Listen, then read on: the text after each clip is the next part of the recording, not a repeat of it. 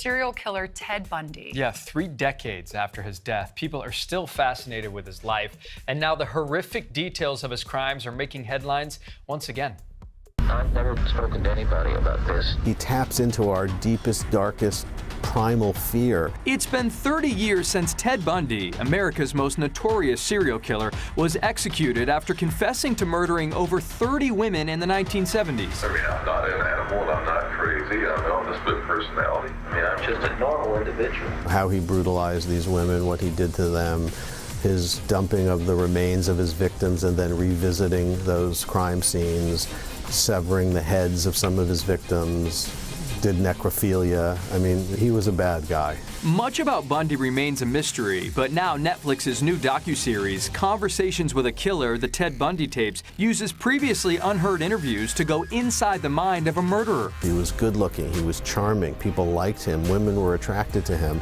He could have had a career in politics or law, and yet he had this horrible, vicious, dark side. Joe Berlinger directed the series Out Now, as well as the upcoming movie called Extremely Wicked, Shockingly Evil and Vile. It stars Zac Efron as Bundy. You know, it's a big risk. I mean, in many ways, the casting of Zac Efron is kind of poking at and turning on its head the teen heartthrob image. So it was a bold choice, and you know, I think he worked really hard, and I think people are going to be amazed at his performance. Zac has said Ted Bundy is going to be a challenge. I think it's going to be different, and it's going to be fun. The film also stars Lily Collins as Elizabeth Kloepfer, Bundy's longtime girlfriend, who eventually grew suspicious and reported him to police. We give the audience the victim's experience of deception. How does somebody like Ted Bundy become so believable and attractive? One survivor confessed Bundy convinced her to get into his car by posing as a cop. Grabbed my arm, and he got one handcuff on one wrist, and he didn't get the other one on, and the one was just dangling. I had never been so frightened in my entire life. The next thing I knew, he had pulled out a gun and said, "I'll blow your head off." Thankfully, she escaped, but Bundy continued to manipulate women.